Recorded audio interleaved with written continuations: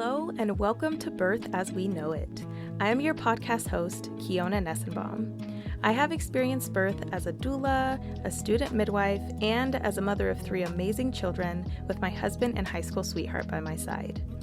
After attending over 130 births, including my own, I've realized that each birth experience is truly unique. So make sure you subscribe and join me every week as we are guided through many different birth experiences through the lens of the storyteller. Please be aware that some of the stories can be triggering to hear, so feel free to pause, take a breath, and come back and listen whenever you're ready. With that said, let's prep ourselves to dive deep and get detailed about what really happens in the birth space. As a reminder, this podcast is intended for educational purposes only and has no intention of giving or replacing any medical advice. All advice that is given on the podcast is from the personal experiences of the storytellers. All medical or health-related questions should be directed to your licensed provider. I'd also like you to be aware that there is a mention of domestic violence in this episode. Before we get into this episode, I would like to personally invite you to become part of the Baki community on Patreon.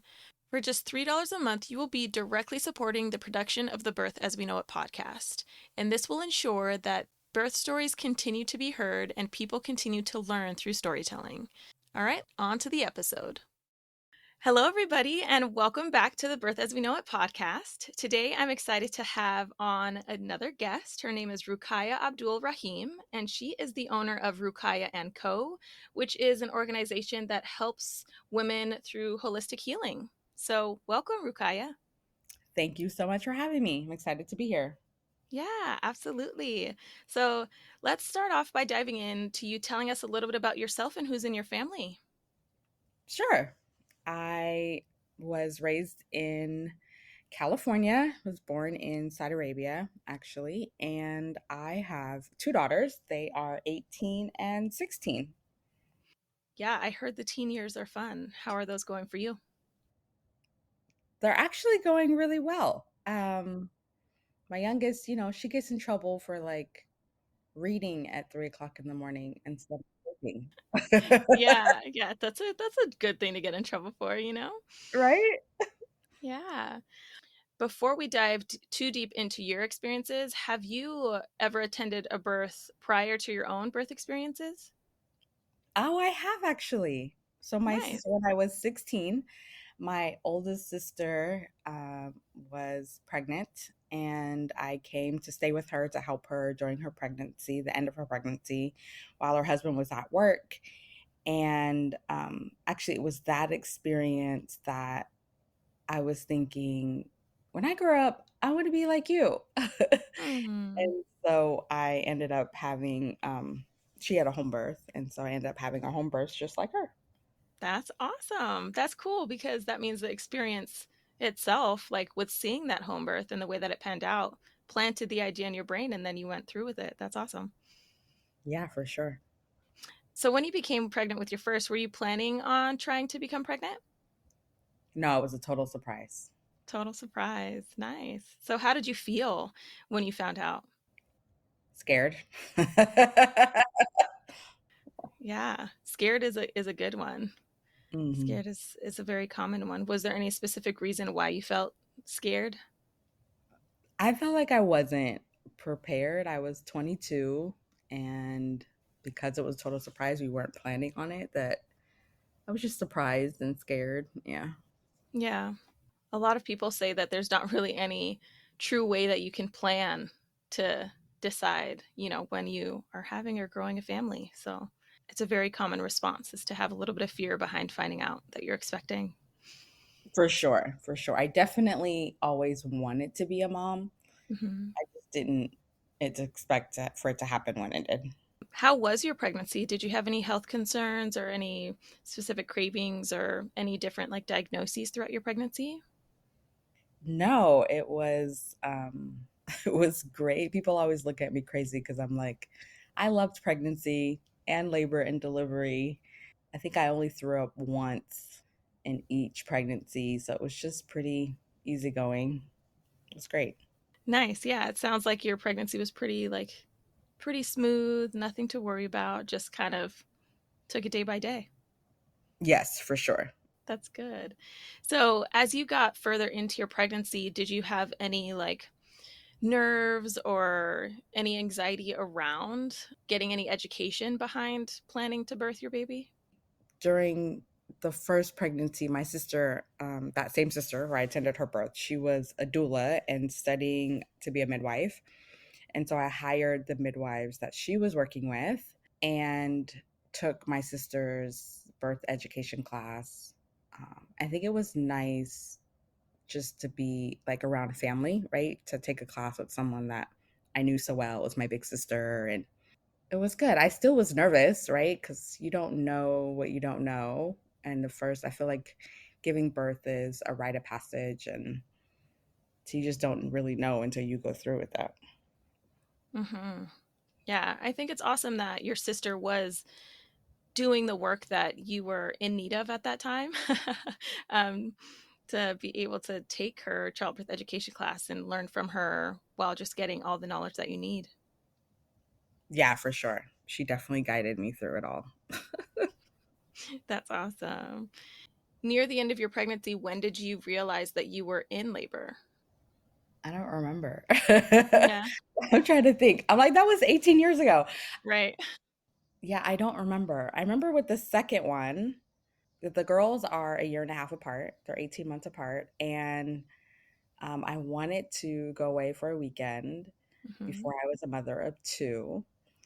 And so, since it was so late in the pregnancy, my sister, who actually delivered, she was a midwife by the time my second was delivered. And so, she delivered my youngest. And I just wanted to go away, just Mm-hmm. go to a hotel like an hour away. And my sister was like, "Oh, I'll come with you." And I remember waking up at 4 o'clock in the morning and like having labor pains. And I called my sister and I was like, "Please tell me I'm not in labor. Like, we're supposed to go away for the weekend." It was 9 days before the due date. So it's totally late, right? Totally fine. But like, it's like, no, I'm supposed to go away and have the weekend before I have this baby. And I just ended up going in labor. So I never got my little vacation. I should have planned it earlier, but it was perfect timing.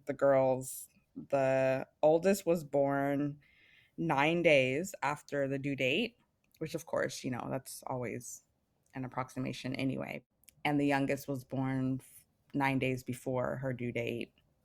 And they're both born like Saturday early afternoon.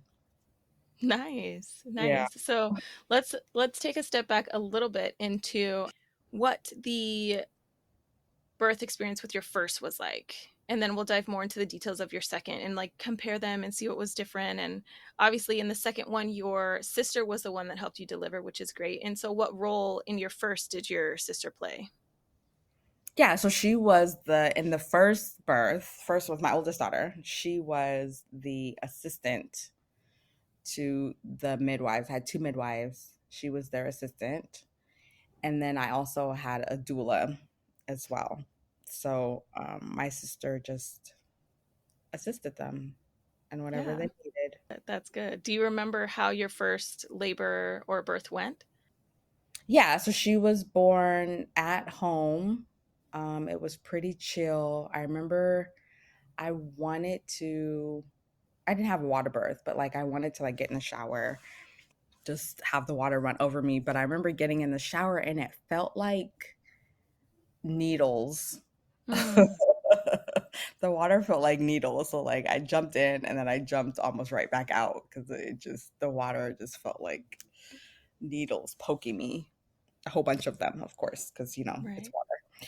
Yeah, it was chill. Lots of walking around the apartment and eating and all the things. It just felt very relaxed. That's really nice. Yeah. And I mean, when people look back at their births, not a lot of people say that they felt relaxed and chill during their birth. Right. Yeah. So I think that's awesome. And I wonder if it had to do with the fact that one, your sister was on your birth team, your birth support team. And then two, like you had the support in your space to not have those nerves as much. Yep. I was very, with both of the births, I was very adamant of like who I wanted there. And I only wanted people there that were going to be supportive, right? And not question my every decision. That was super important to me, to be empowered, to be able to have what I wanted and what I needed. So it was great that my sister was there, right? I've known her my whole life. She's my big sister. And the doula, who actually I didn't really realize later is actually also a massage therapist. I had back labor with the first one, my oldest. And so I just kind of remember her massaging my back, and it was a really great experience, actually. That's great. Yeah, man, that's double dipping. You got two specialties under your belt with her with being massage therapist because that is definitely a skill that is beneficial during labor. Right?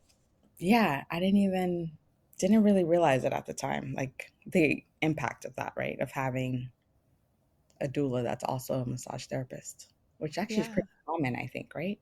Yeah, it is. It's becoming more and more common actually, and I think it's good. It's definitely good. The first time I heard it, I remember being like, "Oh, that's such a great idea." Yeah, to Right? just do both. That's great. Yeah, for sure. So, do you remember what it felt like when your first was put on your chest or like right after she was born? What was going through your mind? Relief that she was finally here. Mm. And I think the thing that I remember most, since it was so long ago, is like laying in bed with me and my now ex-husband and the baby and the three of us. And then somebody made us some food. I don't know if it was the doula or my sister, but just like eating that first meal together in the bed, and the midwives and everybody else like cleaned up, and we were just like able to have that time together. It was super special. Yeah. Oh gosh, that first meal postpartum is truly amazing, especially when it comes from a place of love from people around you. So I love that. It was a really great like family time, like just such a moment of like the three of us together. Yeah, I think that's great because yeah, it's like the first time you're finally like a family of three, you know? Hmm.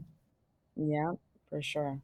Yeah. So, how was your postpartum experience? How did you feel postpartum with her? Like, were your first few days a little challenging, or was it a little bit smooth and it kind of just seemed like everything went with the flow? Any difficulties, any wins that you didn't think would be a win? They weren't really memorable, so I don't know. I guess I would say I was taken care of. I don't remember one way or the other. So definitely nothing traumatic, which is great. Hmm. Um, I don't remember one way or the other, actually. Yeah, well, that's okay. What was your feeding choice? Did you choose to breastfeed? Yes, definitely breastfed.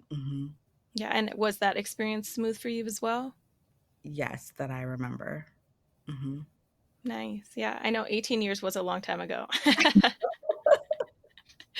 Yeah, so I'm just trying to pry some details and just get some good info out.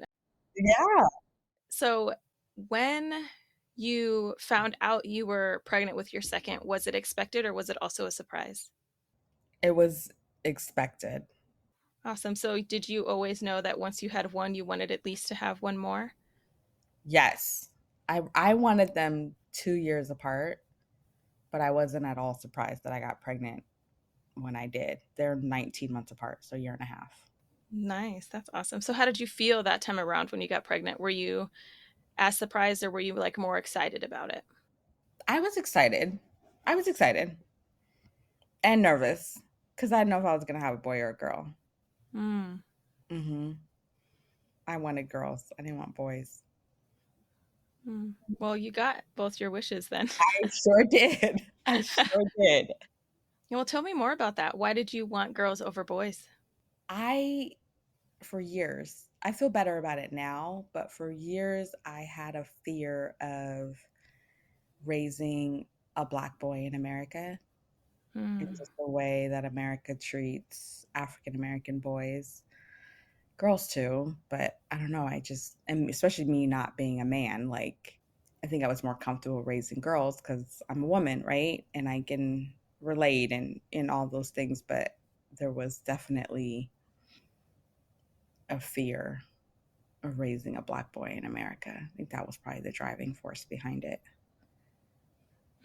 That is a really, really valid and true fear to have. Yeah. Yeah, and I wonder, I really do wonder on how or if people who are not of color end up getting pregnant, and if a thought like that ever runs through their mind at all, you know? Yeah, of like, oh, I'm afraid to raise a white man in this American society. Well, no, Right. not at all. Yeah, I feel like that's a big thing. And then I wonder if they even thought like raising a white woman. And the reason why I bring that up is because it just shows just another divide. For sure. So, Yeah. If I had a boy now, not that I would ever expect that I would have any more kids, but if I did, I know exactly what I would do. He would definitely spend quite a bit of time out of the country. mm, Hmm. mm, Africa specifically. yeah, Yeah. yeah, yeah. That is such an interesting concept, like to think about. Very real, Yeah. very real. Yeah. Yeah. I have a name picked out already. Oh yeah. Yeah. I don't think I'll do it, but I do have a name picked out already. I mean, if you ever did, then you're prepared for what steps you'll take. Yeah, and he would have some big shoes to fill because he would be named after an African king. Mm, Yeah, there would be a lot there. Hmm. mm-hmm. That, yep, sounds like a powerful name to me. Do you want to share the name or do you want to keep it? I'm gonna keep it. Okay. I'm gonna keep Yeah. it. Hmm. That's beautiful though. I love that. Thank you. Yeah. So, bouncing back to when you were previously talking about your second pregnancy, did you have any symptoms with her in the beginning or throughout your pregnancy, or was it also smooth sailing? It was smooth sailing, like I was saying before. I literally think I only threw up once in each pregnancy. It was a very, with both of the girls, it was a very empowering experience, especially labor and delivery. I feel like giving birth at home was the greatest gift that I've given my one of the greatest gifts that I've given my children, just because it was on my terms, right? Mm-hmm.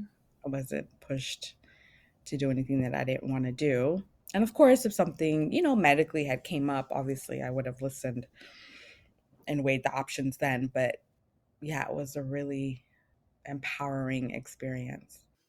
Yeah, I think that's beautiful because it kind of goes to what I've mentioned on this podcast before briefly, which is some people feel safest in an out of hospital setting versus being in a hospital. Usually, the hope is that that is at the choice of the birthing person and pregnant person because that's not always the case that they feel like they can choose or even have the options available to them depending on where they're located and what resources are around. But I think that it's really important for that option to feel available, and the fact that you did have that option and made that choice to be in a place that felt safest to you with the support that felt best and safest for you, with the mind being open enough obviously to any things that did arise and that needed to cause any kind of transfer. If it did happen, then you were open to hearing who, what, when, where, and why of all those things. So Definitely. what would you say was the most empowering aspect of having a home birth or two home births? Just that it was on my terms. With my youngest, I made a playlist on my iPod. That shows how long ago that was. Um, but I made a playlist and lit candles all around our apartment, and it was just serene and nothing like what typically, right, is shown in the media of what birth looks like. I remember distinctly like taking a walk with my doula with the second labor, and we were walking and we went and there's this cafe that was a couple blocks away, and one of my friends worked in the cafe, and I walk in there and talking to my friend, and I'm like, "Oh, wait, hold on a minute, I'm having a contraction. Hold on a second." My friend is looking at me like, "What is going on?" And I'm like, "Oh, just, give me a second, give me a minute." And she just looks at me like, what's happening, right? Like, what's going on? And I'm like, "No, I just had a contraction. Like, it's fine. Let's continue to talk about whatever." And she's like, "No, she's like, "You're in labor right now?" And I'm like, "Yeah." She's like, "Wait, what do you mean? Like, you're not like screaming and, like it's just not what the media portrays, right?" Which is what she expected because she wasn't a mother at that point. And so she is now, but it was just really interesting to be able to show her like a different perspective of what labor could look like and her reaction and how just surprised that she was. And be like, "No, this is labor. It's normal. My body knows exactly what to do," and just trusting that. So it's those type of moments that hopefully remind people of what it could be. Everybody has their own circumstances around birth, but it can be very normal. It can be serene. We can choose to believe that we have what is necessary to be able to birth, right? Like God made us to be our bodies to be able to do this really beautiful, empowering thing and bring life into the world. And it could be a really great experience. Yeah. Yeah, I think those are really good points. I mean, like the fact that the way that media portrays birth is absolutely insane and unrealistic, like most of the time. I always find it so funny after having experienced birth myself, but also while being a birth worker, is some of the babies that come out of these people on TV are like 1 or 2 months old. And I was like, that is a big old baby. That woman would have like really like tore herself apart if that baby came out of her.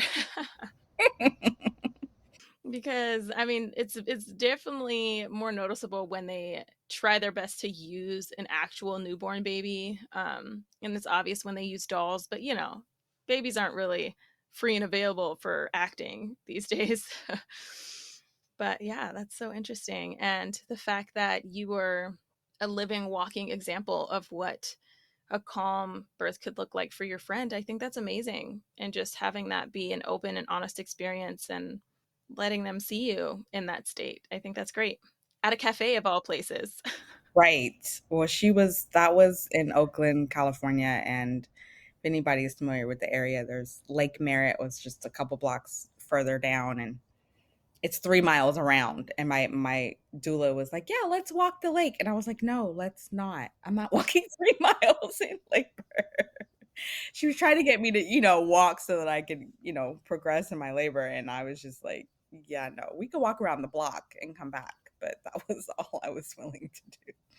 It's all about compromise. Right? Definitely, for sure.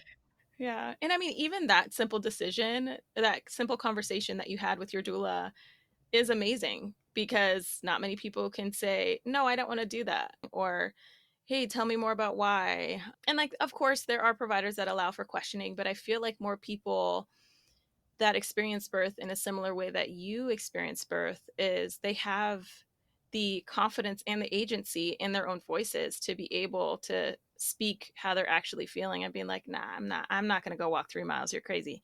I'll go around the block. Let's do that. So Yeah, that agency is super important. I at one point in my career, I had a baby planning business, and working with clients that from the moment they find out they're pregnant until a few months after their baby is born, and what they think is allowed, quote unquote, right?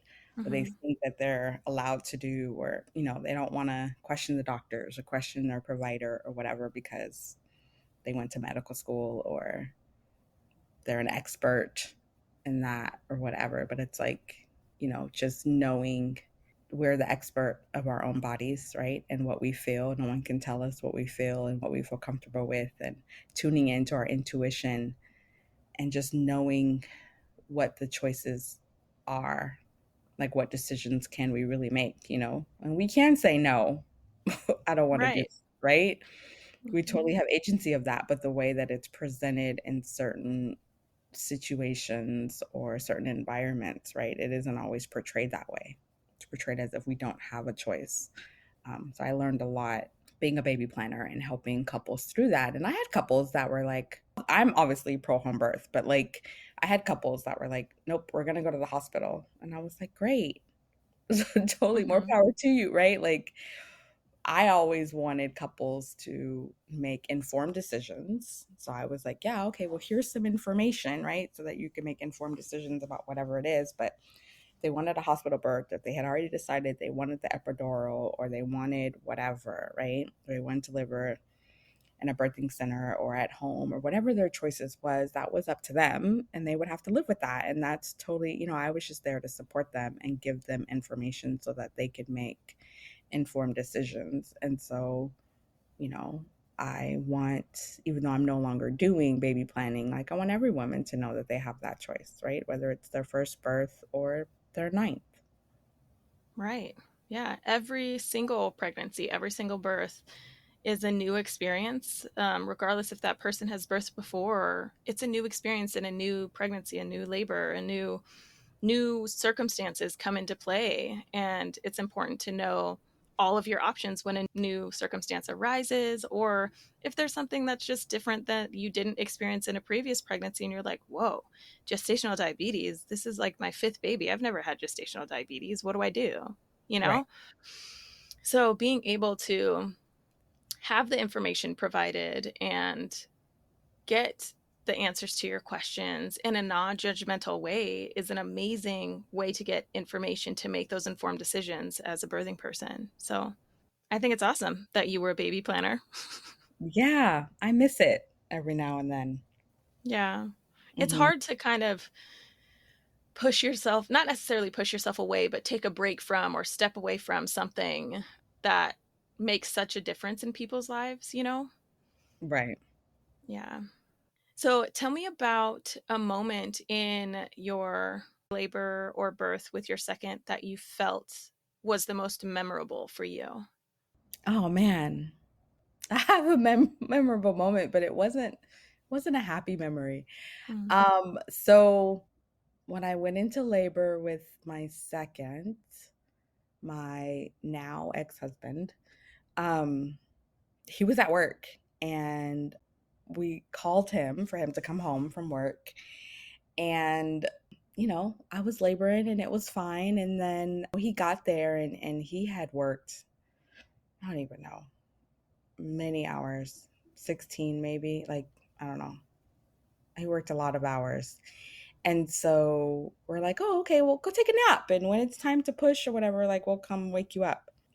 And so he went and took a nap.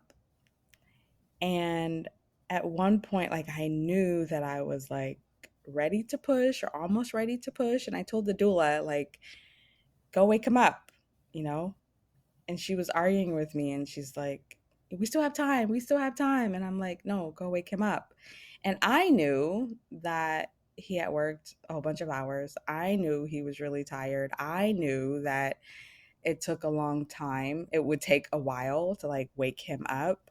But I was in labor and I was having contractions and I didn't have time to explain all that to her.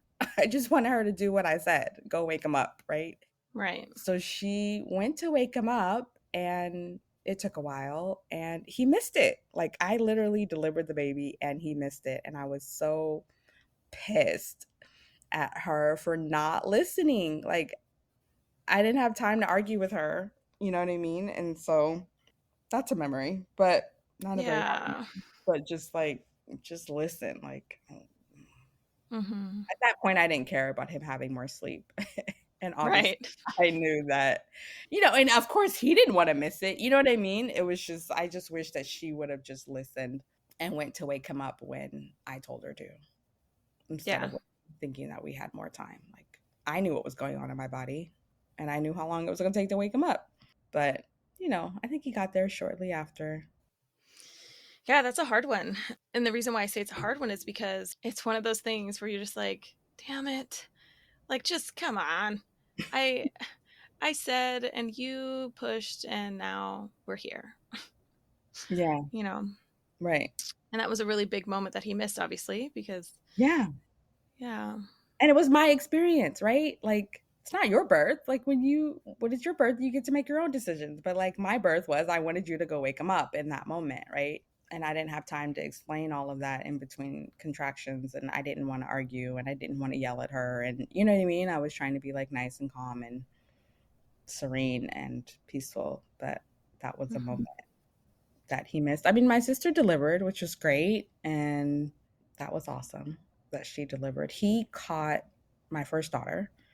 So he was the first one to, touch her, like to hold her, to catch her when she came out. And the second one, he just unfortunately missed that moment. But it's all good. They're here and healthy, and that's the most important thing.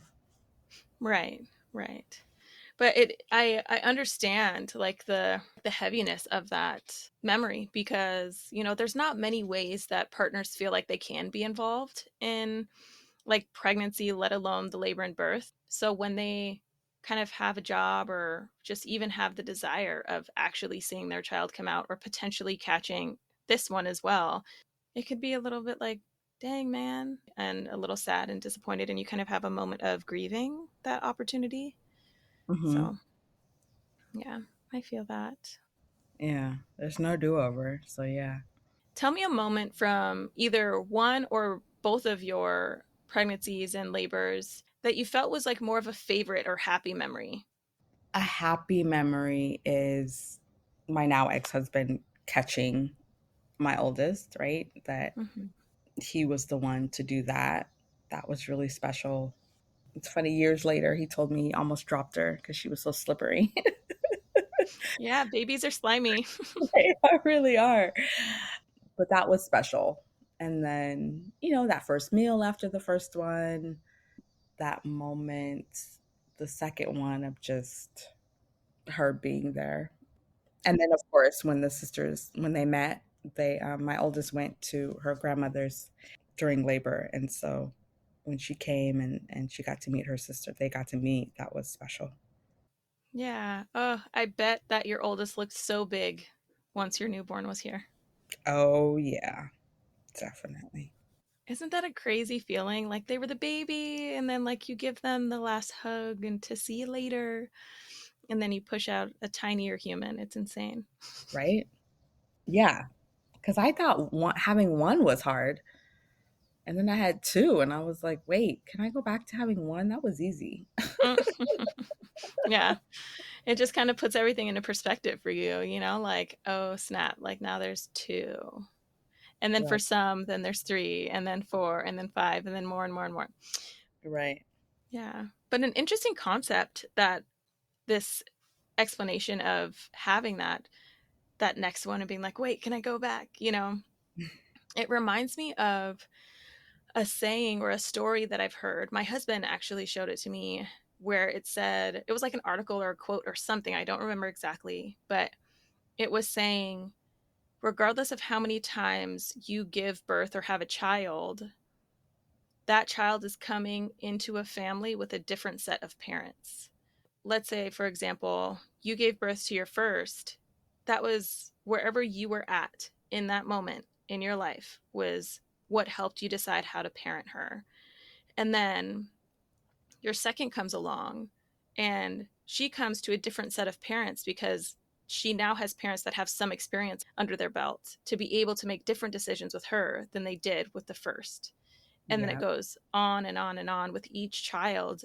Just that background and that knowledge and that experience and that wisdom that you bring with you each time, it makes a difference. Yeah. That's true. Yeah. And then kind of to kind of counteract that, there's this other dynamic of parenting that I think of often, which is people are like, oh my gosh, your daughter's 10. Like, you've been a parent for 10 years now. Like, how does it feel? And I'm like, it's amazing, but it's also still super hard because this is my first time parenting a 10-year-old. And when she's a teenager, it's going to be my first time parenting a teen. And when she is, doing something else in my life or her life, it's going to be my first time parenting her at that stage. And then it gives me some knowledge for how to parent my children that come after her, but it's still going to be my first time parenting a son when he's 10 and a son when he's a teen. And then, when my youngest daughter becomes 10, it's going to be different because she's going to have watched her older siblings become 10. And yeah, I think it's just the concept of parenting is linear, and it's not. Yeah, for sure. Every stage. And I remember when my kids were babies, someone said like every stage is different, but people would say like, "Oh, does it get easier as they get older?" And I'm like, "No, it's just different. It's just different challenges, right? Mm-hmm. Different challenges when they're teenagers versus when they're babies, right? Right. Yeah. 100%. Elementary school is so different than high school, right? Mm-hmm. Very Yeah. different. And the things like there were also things that I came across as a parent in elementary school that I did not expect to come across with an elementary child. Yeah, like what? Like my daughter came home once talking to me about how one of her classmates was talking about sex. And I was like, okay, you're 7 and Mm, you're my oldest child, but your classmate is also 7, but she is the youngest of 5. So her experience and exposure to sex, conversations about sex, like her oldest sibling was like a teen, you know? wow. So she's exposed to different things than my oldest daughter, who is 7 at the time, is. And so we sat down and we had a conversation because she was like, "Where do babies come from, Mom?" And I was like, "Where do you think they come from?" She was like, I don't want to talk anymore. And I was like, okay, like if you can't tell me where you think babies come from, I don't think you're ready for me to tell you where I think babies come from. If you can't talk to me, then I don't think you're ready to hear what I have to say. And then she came back the next day and asked me, where do babies come from? I asked her to tell me. She told me, and then I told her an age appropriate way of this is where babies come from. That was an interesting conversation. Not something I expected to deal with at 7 years old. I was expecting it to be a little later than that. Right, for sure. Mm-hmm. Did you come into any interesting situations in parenthood that you didn't expect? Yep, definitely. So, oh wow, this just got real. Um, my ex was abusive, Mm.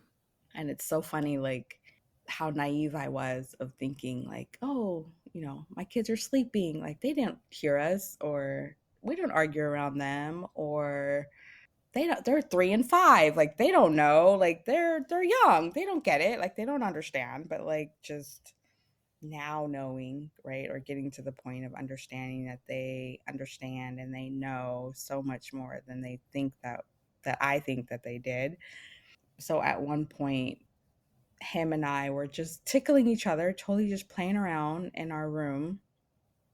And my oldest, who was 5 at the time, she runs in and she's like, "Stop, stop, stop hurting my mommy." And I'm like, "What?" I just look like, "Wait, what?"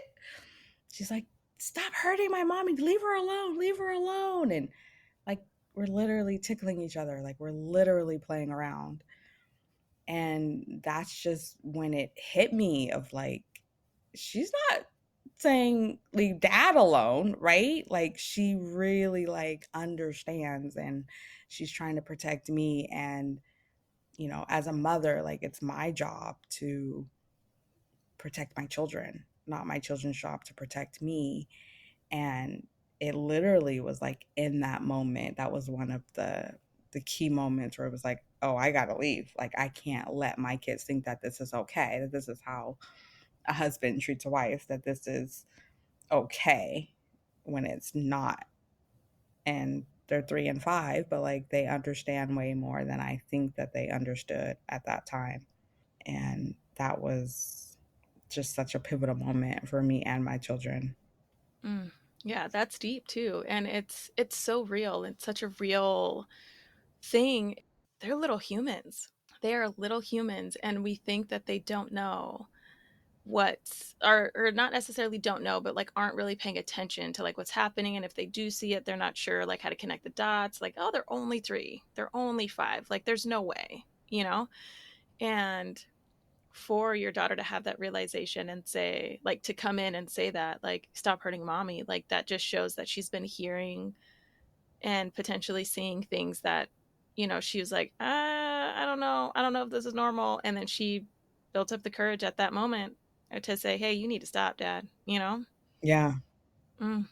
So, and then that kind of puts into question like how long she was even thinking or noticing, because it's hard to say, because babies can only, or children can only vocalize and express so much with the vocabulary that they have and understand at that young age. So, Yeah.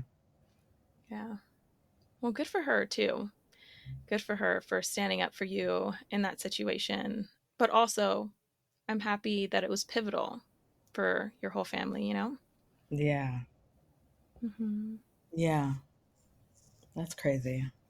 Because we were playing around. Like it wasn't even, we weren't even fighting. Yeah. That's the crazy part. Yeah. Mm-hmm.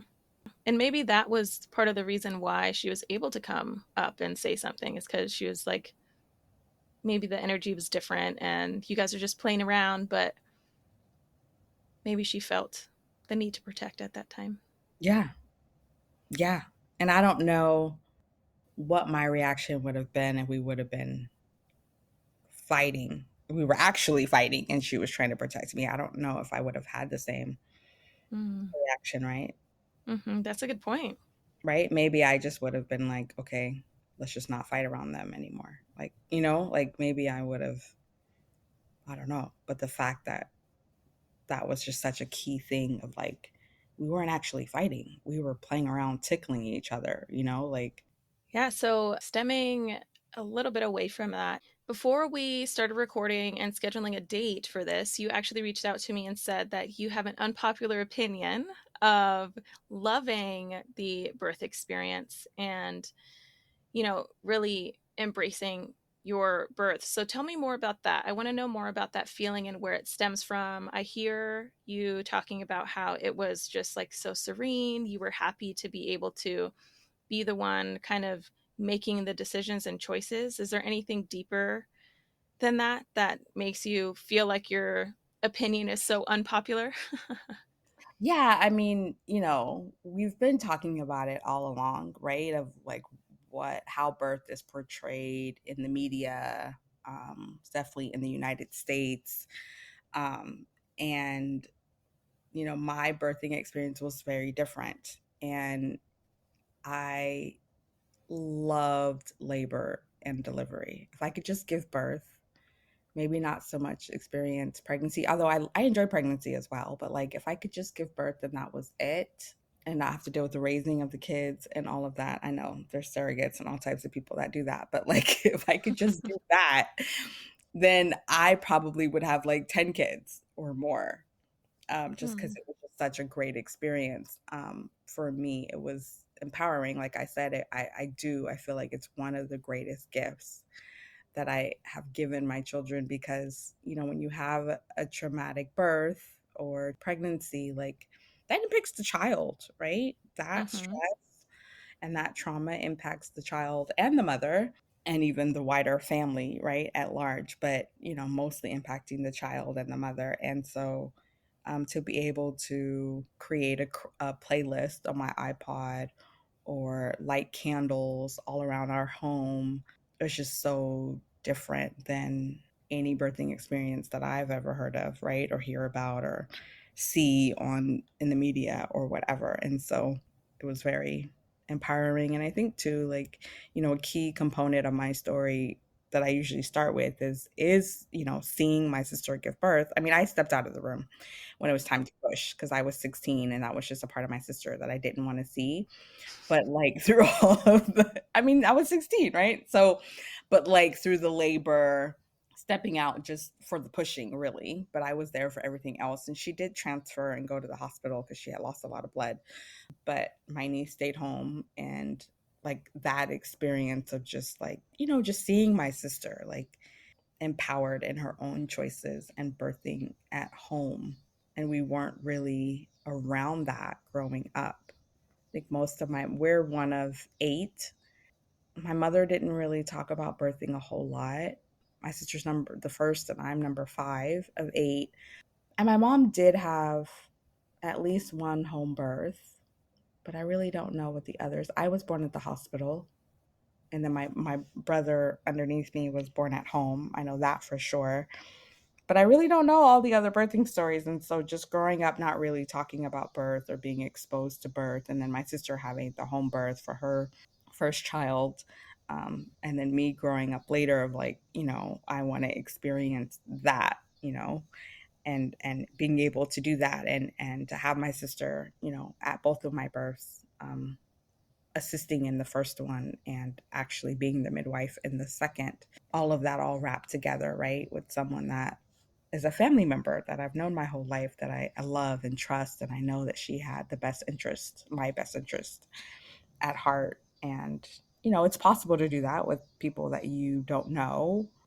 It's just a different perspective. It's not a very popular experience, I think. And I do wish for every birthing mother to experience birth in whatever way that they want and know that they have choices. Yeah, I think that's beautiful because the fact that, like we had mentioned earlier, that your sister was there for you. And it feels so different when that loved one is there that you can truly lean into and trust in the process. And then to also have the other people around your sister in the aspects, like the actual midwives when she was the assistant, and you had a doula at both births, which is awesome. Who pointed you in the direction of searching for a doula? Was it your sister? Yeah, for sure. Because my sister, with the first one, she was a doula, but in that environment, she was the midwife's assistant, right? So she was already on this birth work journey.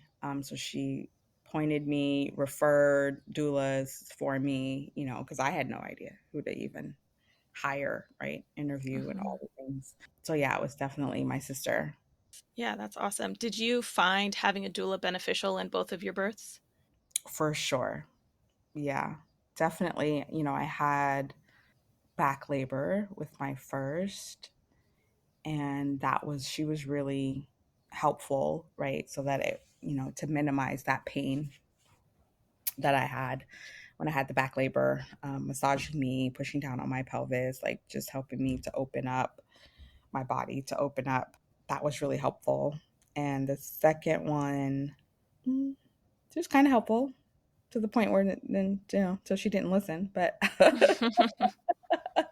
but I would say, both of them, there were two different doulas, one for each. But yeah, I totally would recommend, even when I was a baby planner, like I would recommend doulas. And I had databases of referral partners and professionals that I would recommend. And I always recommend, like, if you're going to give birth in a hospital, then get a doula that is experienced in hospitals. And even better if you can find a doula that's experienced in the hospital that you're going to birth in. And if you're going to do, home birth, then, get a home birth doula, because a home birth doula may not necessarily be as versed in all the interventions that happen in hospitals, right? So having a hospital doula, or just one that's, conducive to the environment that you're going to birth in, right? Yeah, 100%. There are some programs up here in Washington State. The one that I'm thinking of is one of the biggest hospitals here locally is Swedish First Hill, and they have a doula program. So you can hire a doula directly through the hospital. And it's really awesome that they have that because those doulas are well versed in everything and the verbiage and like the policies and everything of that specific hospital, which is great. But those doulas also sometimes have their own businesses that they run and support birth at other hospitals. But in the community up here in the Pacific Northwest, like in the Washington State area, the doulas up here usually dabble between both, which is doing in hospital birth and out of hospital birth. And that could be super beneficial too, just in case there's any transfers that happen with home births and things like that. So I think that's a really important thing to be aware of is like what environment your doula is more versed in and what you feel comfortable accepting as your support person. So Right. Yeah. Right. Because that's what they're there for, right? Labor support. So yeah. yeah.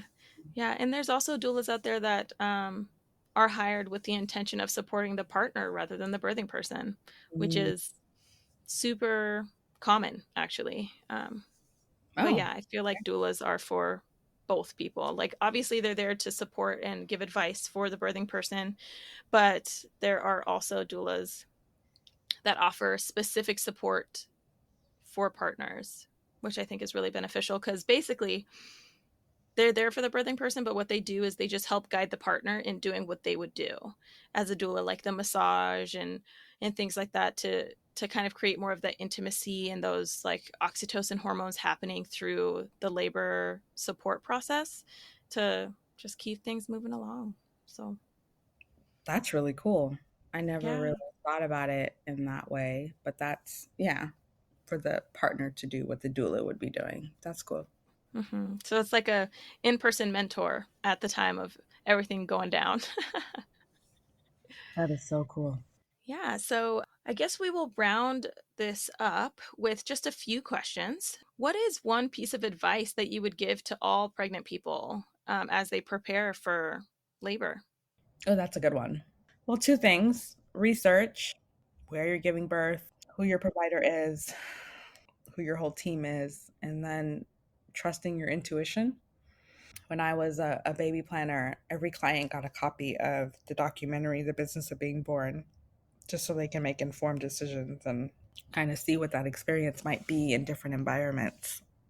So, yeah, research is super important. I think in the documentary it says, we do more research on our next car or our next phone than we do around the choices of giving birth.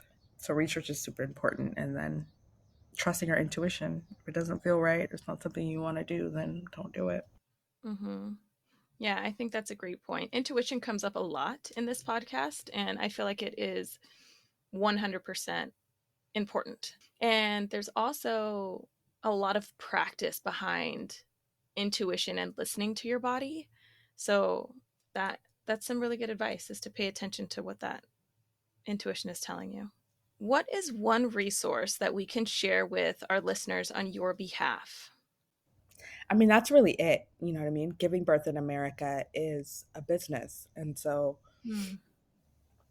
because that experience is so sacred and such a rite of passage, especially for the first one, we don't always think of it as a business, but it's a multi-billion-dollar industry. Mm-hmm.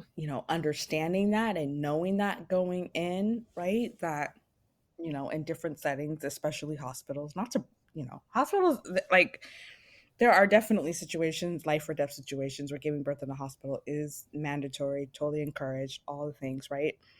Can save your life totally and completely. But also just realizing that it is a business. And so knowing that, right? And understanding that that's maybe where the recommendations are coming from, and trying to decipher that, or like having an advocate, or just doing the research ahead of time of what possible interventions could come up, what's the reasoning behind them, what do they do, what are the side effects, what are all the things, right? And understanding that, like, I hope we do the research and we never have to use that information that we research, but knowing it in that moment that we do need it is so beneficial versus needing the information and not knowing it, right? Like, I would Right. rather know it and never have to use it than not know it and need the information. Right. Yeah, I think that's important too. It's just doing research.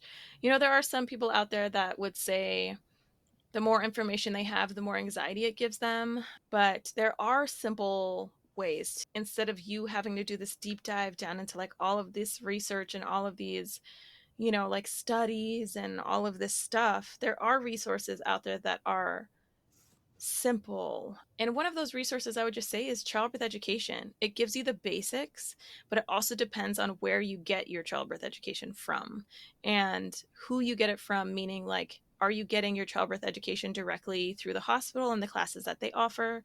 Or are you looking for a private childbirth educator? If so, what kinds of education do they provide? Do they provide it specifically for hospital birth, or do they also have classes that are geared towards home birth and what the difference is and what it looks like? So, Yeah, for sure. yeah. So, this one might be hard for you. And this is the last question I have for you today, unless you want to speak on other things. Is if you could describe your births, with one word, what would that word be? Empowering. Empowering. Yeah.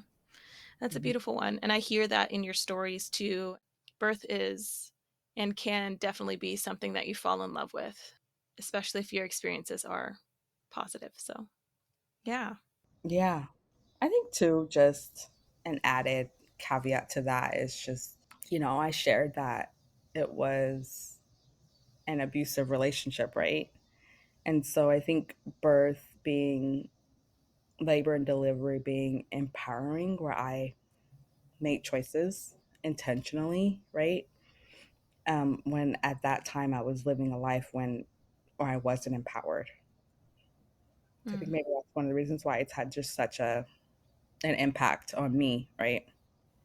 Yeah, that's 100% like so true now that you mention that, because like, actually having the ability to make the decisions and make those choices for yourself, I think that is truly a valid point. So thank you for bringing that to the light for me. Sure. Thank Yeah. you. Yeah, of course. Well, thank you so much for coming onto the podcast today. I really enjoyed your stories and I'm happy to share it with the world and for others to hear it and relate to it. All right. Well, thank you so much for having me. I had a great time. This was great. Thank you. Yeah, me too. No problem.